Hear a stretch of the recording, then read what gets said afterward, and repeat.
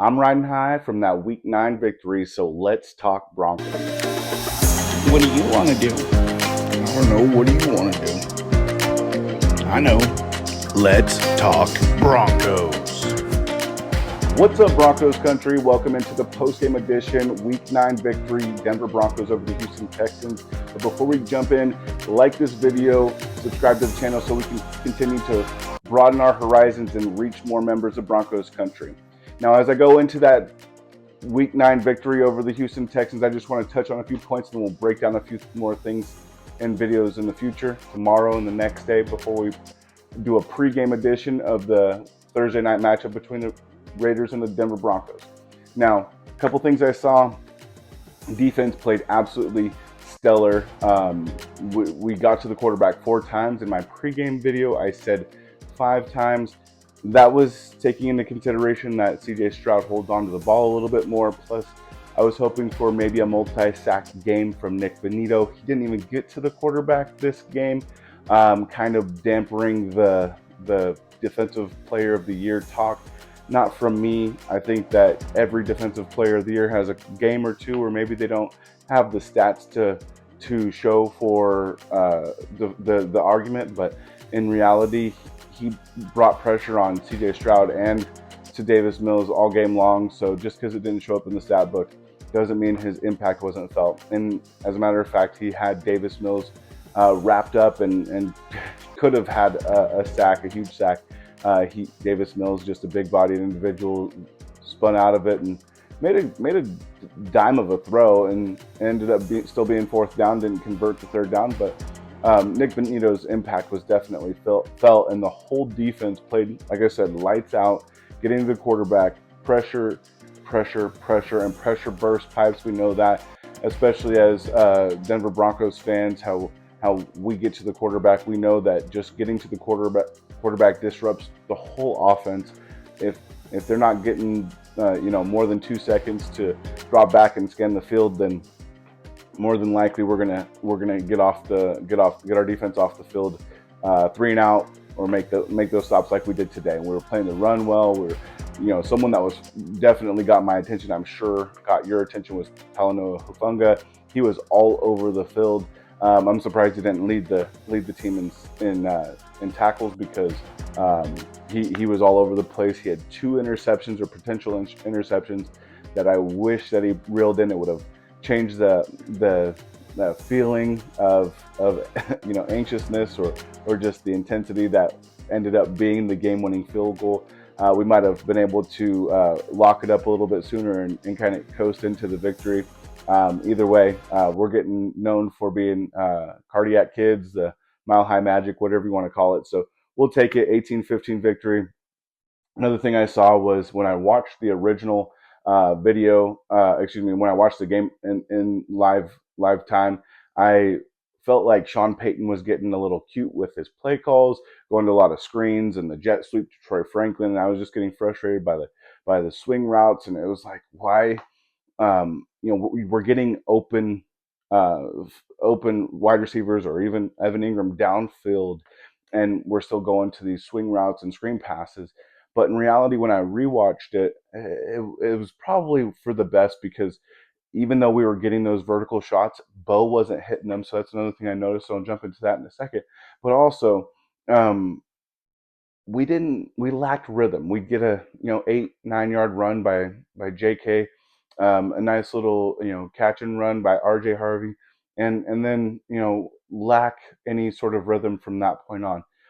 There were a couple of times where we were 3rd and 1, and we just couldn't move the chains. And so maybe the screen game wasn't as bad as I felt it was uh, live. And not that we were producing, but just in the fact that where the play call happened, maybe it was the right play call, but the execution wasn't there. So I'm going to lay off of Sean Payton this time. We'll see in the future. You just never know. Now let's delve into the Bo Nix thing. We can't keep missing on vertical shots. That's was my one bugaboo coming out of Oregon. I said publicly, I said on this channel, I didn't know if Bo Nix's game translates to the NFL, because I'm not necessarily a dink and dunk offensive guy. I like to see, all of Bo's game is perfect for what I like to see. He's got enough arm to make all the throws. He's mobile. He's a pocket passer. He's young in respect to the NFL.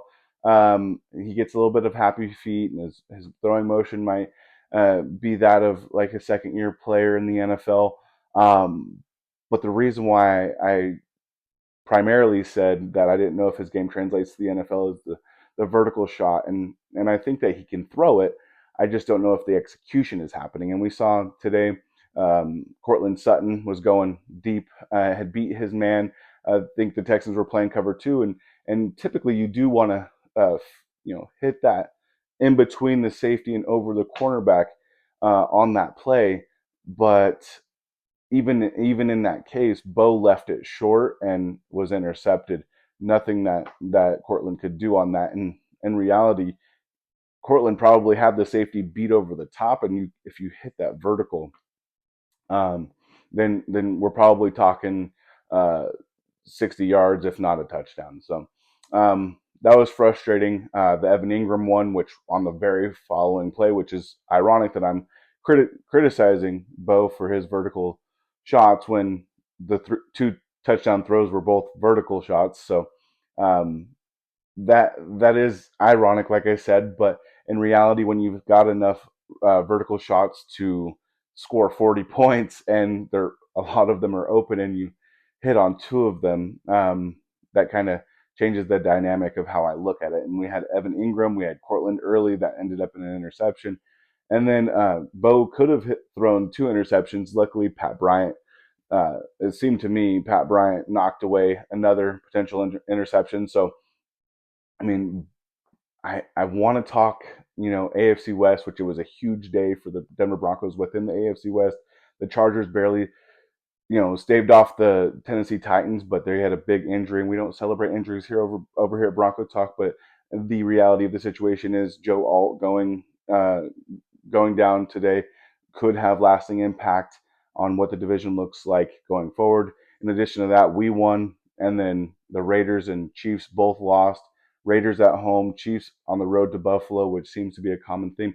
But if we're talking about winning the AFC West and potentially going on a longer playoff run, then you have to be able to take the points when they're there, and have a wide open Evan Ingram and throw it high and inside. It was an interesting throw.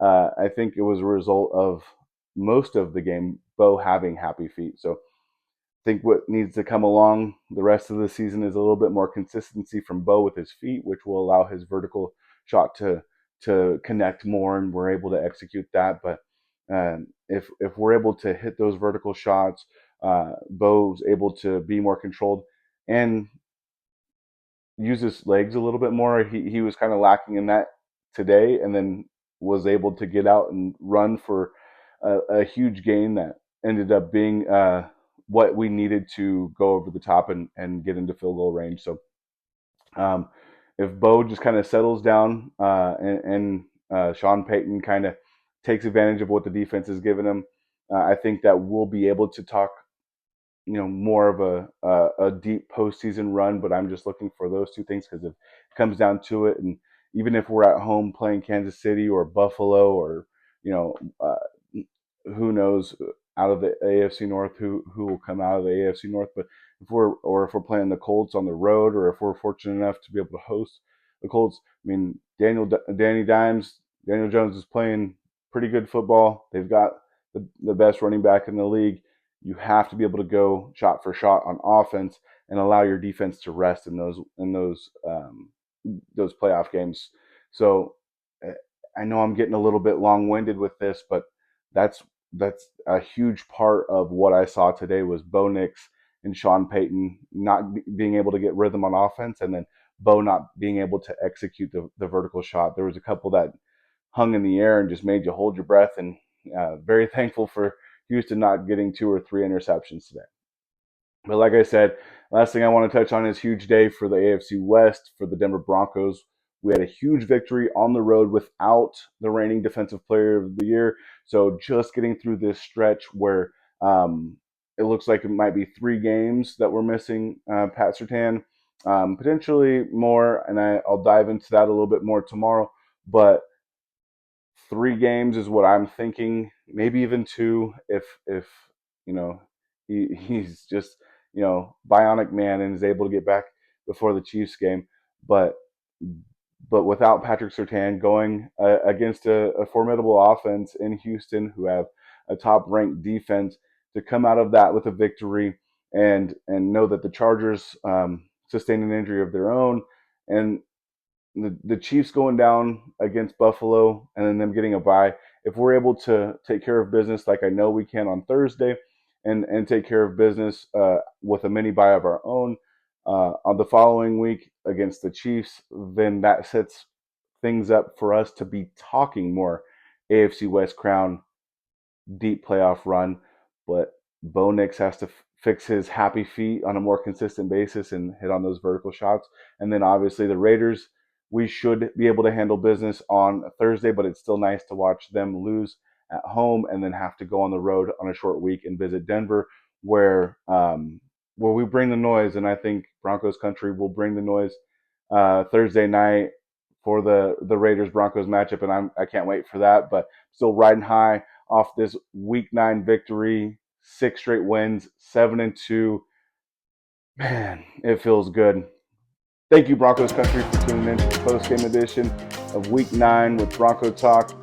Please like this video if you haven't already. Subscribe to the channel, and we will see you next time. So let's go Broncos.